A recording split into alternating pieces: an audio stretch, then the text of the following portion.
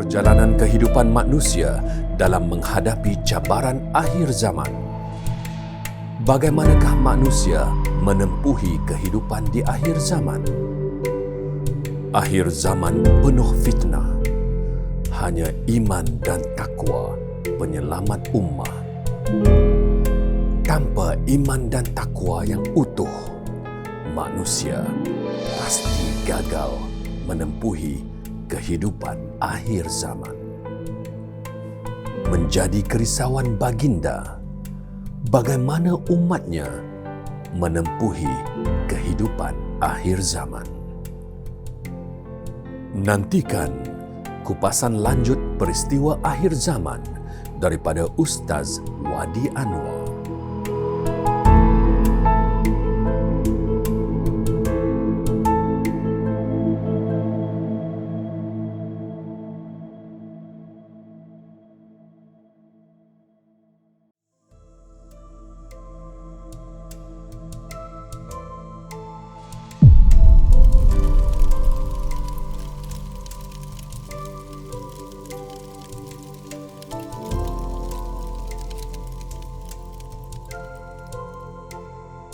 Assalamualaikum warahmatullahi wabarakatuh. Bismillah, alhamdulillah, wa afdalus salatu wa atamut taslim ala rasulillah wa ala alihi wa sahbihi wa man walah wa la hawla wa la quwwata illa billah, amma ba'd. Selamat datang ke rancangan kisah hidup akhir zaman. Dalam rancangan ni kita cerita tanda kiamat kecil daripada 1 insya-Allah sampai habis 100 lebih.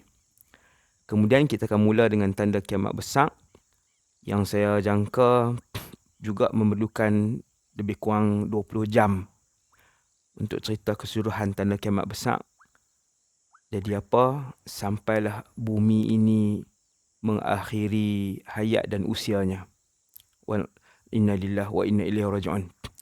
Tuan-tuan, kita sampai pada episod ke-49 dan tanda kecil kiamat yang ke-72 dan 73. Tak sampai separuh lagi daripada tanda kecil kiamat.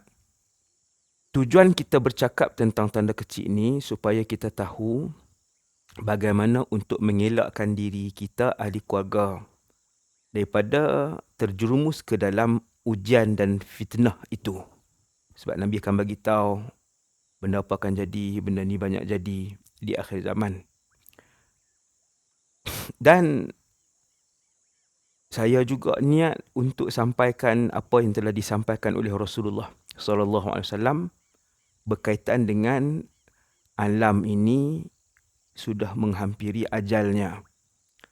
Bukti ialah tanda-tanda kecil kiamat yang Nabi sebut lebih 70-80% telah dan sedang berlaku dan akan terus berlaku sebahagiannya.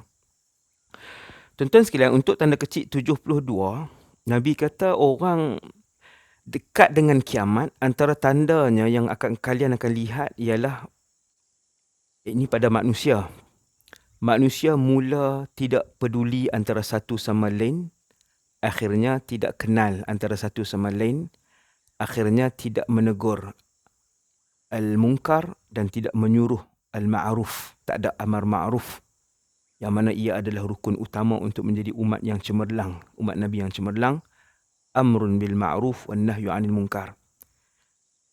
Ataupun disebutkan oleh Nabi istilah at-tanakur bainan nas. Tak kenal, tak peduli siapa. Inna lillahi wa inna ilaihi raji'un. Tuan-tuan perasan tak kita hidup zaman ni,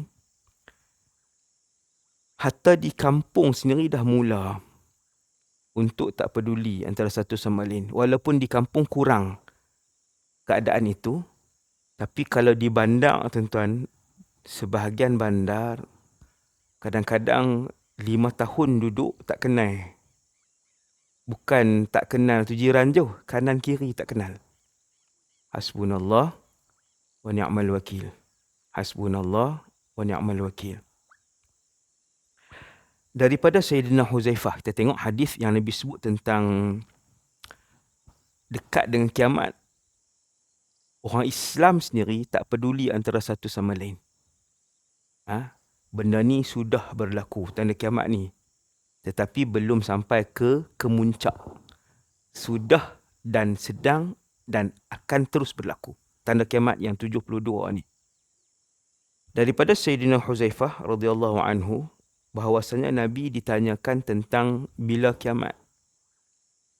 Acap kali Nabi ditanya tentang bila kiamat. Hadis ni salah satu Nabi ditanya tentang bila kiamat.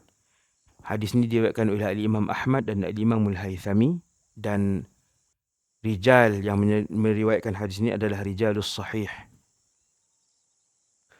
Apabila Nabi ditanya bila kiamat, kehancuran alam semesta, Nabi kata, ilmuha inda Rabbi la yujalliha liwaqtiha illa hu. Yang tahu maklumat bila kiamat ni hanya Allah Azza wa Jal. La ilaha illallah. Hanya Allah. Dan Allah tidak akan mempamerkan berita itu kecuali ketika sampai waktunya. Waktu jadi kiamat, ketika itu baru orang tahu. Itu kiamat. Kehancuran alam. Walakin sa'ukhbirukum bimasharitiha wa ma yakunu bayna yadayha. Akan tetapi, kata Rasulullah, aku akan bagi tahu dekat-dekat dengan kiamat tu nak jadi apa. Benda apa dulu yang akan jadi dekat-dekat dengan kiamat, supaya kalian tahu apabila kalian melihat suasana itu, sama ada yang berlaku kepada manusia ataupun yang berlaku kepada keadaan geografi, keadaan cuaca dan sebagainya, keadaan bumi ini, maka itu adalah tanda bahawa kiamat sudah dekat. Maka Nabi pun sebut, dekat dengan kiamat akan berlaku banyak fitnah dan pembunuhan.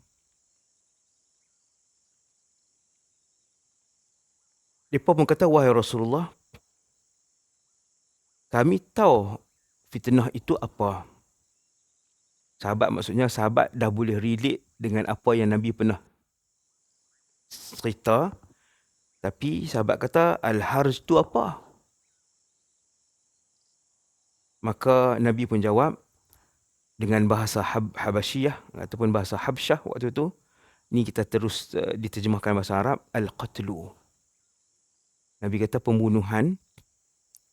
Dan wa yulqa bainan nasi tanakuru fala yakadu ahadun ya'rifu ahada. Ini poin dia. Ini poin dia, iaitu akan berlaku di kalangan manusia itu tidak peduli, tidak kenal. Tidak peduli di antara manusia itu sehingga menyebabkan tak ada siapa kenal orang lain. Tak ada siapa kenal orang lain. Inna lillahi wa inna ilaihi raji'un. Benda ni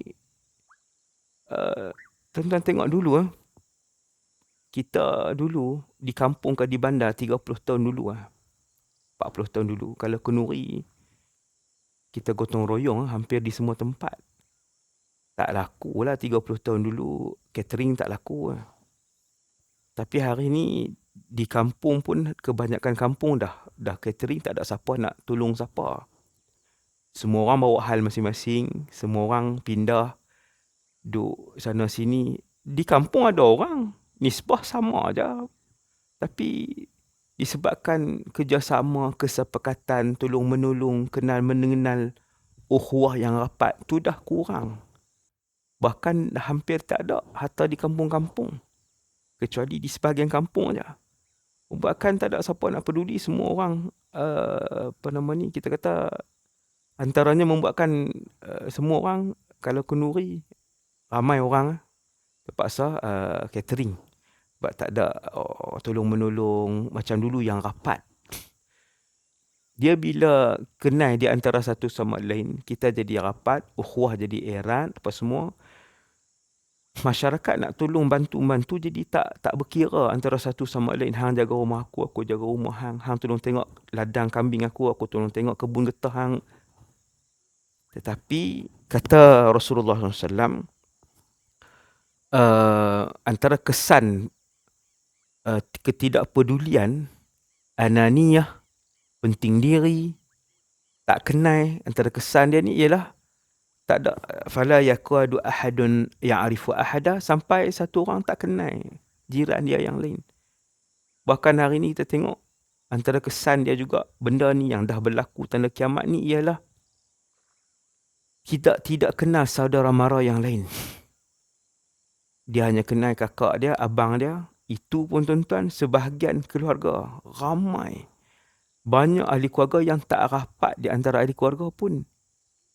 Masing-masing sibuk, tak kenal hati budi mak, tak kenal hati budi abang, tak kenal hati budi kakak. Apa benda yang abang suka, apa benda yang abang tak suka, yang adik suka, yang abang tak suka. Hatta di kalangan adik-beradik, apatah lagi saudara mara, bapa saudara, atuk saudara, nenek, sepupu, dua pupu, anak menekan pupu, anak tak kenal. Hasbunallah wa ni'mal wakil. Itu kesan at-tanakur bainan nas. Dan kesan paling buruk at-tanakur, tak peduli antara satu sama lain ni, sampai tak kenal ni, ialah tidak berlaku al-amru bil ma'ruf wan nahyu anil munkar. Jadi, tuan-tuan sekalian, kisah hidup akhir zaman membincangkan tentang tanda akhirat, tanda berlaku kiamat ni untuk kita, kita sedar. Betul. Yang Nabi bagi tahu ni sedang berlaku. Kita pun perbaik ahli keluarga kita. Diri kita sendiri, tengok macam mana hubungan dengan ahli keluarga, adik-beradik, saudara mara. Tengok anak-anak kita. Dulu mak ayah kita bawa kita ke rumah adik-beradik. Bawa, bagi kenal Pak Long, kenal Pak Su, Pak Enjang, tok saudara bawa. Itu adalah sunnah Nabi SAW. Hubung silaturrahim. Hubung silaturrahim, banyak faedah dia. Kan? Bawa keberkatan dalam keluarga, murah rezeki, umur panjang, yang lain-lain. Jadi tuan-tuan yang dirahmati Allah sekalian, semoga kita semua tidak tergolong dalam kumpulan yang disebut oleh Rasulullah SAW. Kan, Nabi bagi peringatan, jangan sampai jadi tanakur bainan nas. Kita eratkan hubungan silaturahim, ukhuwah Islamiyah dengan jiran dan sebagainya, untuk kita jadi umat yang dirahmati dan diridai oleh Allah SWT. Assalamualaikum warahmatullahi wabarakatuh. Assalamualaikum warahmatullahi wabarakatuh. Kepada para penonton di sana, jangan lupa subscribe channel YouTube rasmi kami, Ustaz Wadi Anwar Official, supaya anda tidak ketinggalan video-video dan ceramah-ceramah terkini saya. Semoga kita mendapat manfaat. Terima kasih.